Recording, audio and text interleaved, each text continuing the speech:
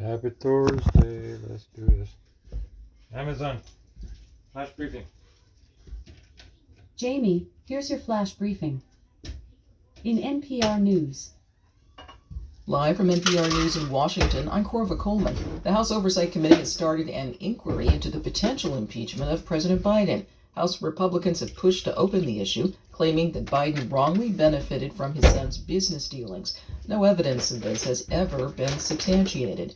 Committee Chair, Republican James Comer, says the hearing is necessary for lawmakers. It empowers Congress, elected by the people, to continue providing the answers, transparency, and accountability that the American people demand and deserve. The ranking member on the committee, Democratic Congressman Jamie Raskin, was frustrated. He says Republicans are so intent on falsely accusing Biden, they've ignored the real problem facing the country. We're 62 hours away from shutting down the government of the United States of America, and Republicans are launching an impeachment drive based on a long debunked and discredited lie. A handful of House Republicans are refusing to pass any spending legislation to keep the government open unless they get more spending cuts.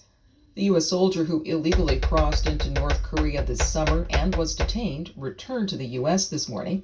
Texas Public Radio's Marian Navarro has details. Television footage shows Travis King landing at Joint Base San Antonio, Fort Sam Houston. He's expected to undergo medical review at Brooke Army Medical Center, the same military hospital that treated WNBA player Brittany Griner when she was released by Russia late last year.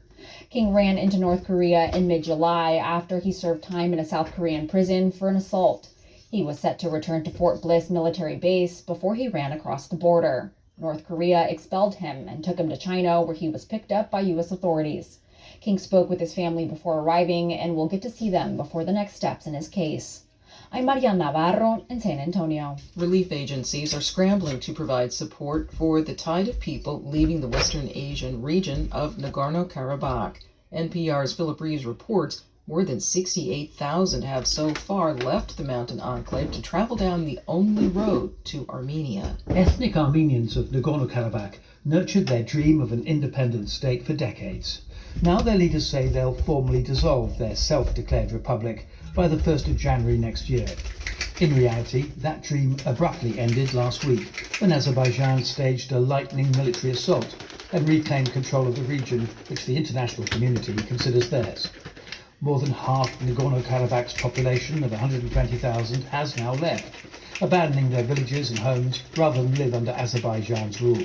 Concern is growing about the safety of those who've stayed behind, with the US and Germany calling for international observers to be allowed in to monitor.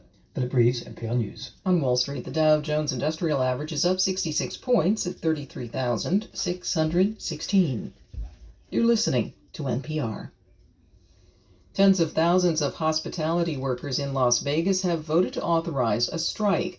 The Culinary Workers Union is negotiating a new contract with Vegas hotels and casinos. There is no immediate timeline for any potential walkout. If there is a strike, some 36 casinos and hotels could be affected. Actor Michael Gambon, who is best known for playing Albus Dumbledore in most of the Harry Potter movies, has died.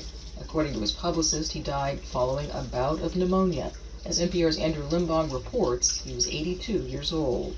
Welcome to another year at home. Michael Gambon started playing Albus Dumbledore in 2004, starting with The Prisoner of Azkaban, taking over after the death of actor Richard Harris. Gambon brought a different energy to the headmaster role, a certain force to his wisdom. But you know, happiness can be found even in the darkest of times. If one only remembers to turn on the light. Gambon was born in Ireland in 1940. He started his acting career performing on stage, including under Laurence Olivier at the National Theatre Company. He became a big-name actor in Britain after starring in the BBC series The Singing Detective. Andrew Limbong, NPR News. In the NBA, the Portland Trail Blazers are trading away their all-star guard Damian Lillard as part of the three-team deal, which will send Lillard to the Milwaukee Bucks. It ends his 11th-season run with the Blazers. Lillard had requested a trade in July. He leads the team as the top scorer in Blazers history. He now joins former MVP Giannis Antetokounmpo in Milwaukee. This is NPR. In NASA News. El Astronauta de la NASA Frank Rubio aterrizó sano y salvo en la Tierra con sus compañeros de tripulación el miércoles, tras pasar 371 días en el espacio, un récord para Estados Unidos. During his record-breaking mission, Rubio spent many hours on scientific activities aboard the space station, conducting a variety of tasks ranging from plant research to physical sciences studies. NASA has awarded the Reliance Consolidated Models VI, Recom VI, contract to Advanced Technologies Incorporated and Eagle Aviation Technologies, LLC, both of in Newport News, Virginia, to support the fabrication of aerospace model systems and developmental test hardware managed by the agency's Langley Research Center in Hampton, Virginia. NASA Administrator Bill Nelson announced Monday Charity Whedon will serve as Associate Administrator for the agency's Office of Technology, Policy and Strategy, OTPS, effective immediately. Whedon succeeds Bhavya Lal, who left the agency in July, and Alan Jurtson, who had been serving as the office's acting leader since then. After years of anticipation and hard work by NASA's OSIRIS-REx, Origin Spectral Interpretation, Resource Identification and Security, Regolith Explorer team, a capsule of rocks and dust collected from asteroid Bennu finally is on Earth. It landed at 8:52 a.m. MDT, 10:52 a.m. EDT. Off. Amazon, tell us a joke. I don't trust people with graph paper. They're always plotting something. That sounds like a personal issue, not a joke. Alright, Amazon, tell us a joke. Amazon, tell us a joke. Why don't fish ever skip school? They might get caught.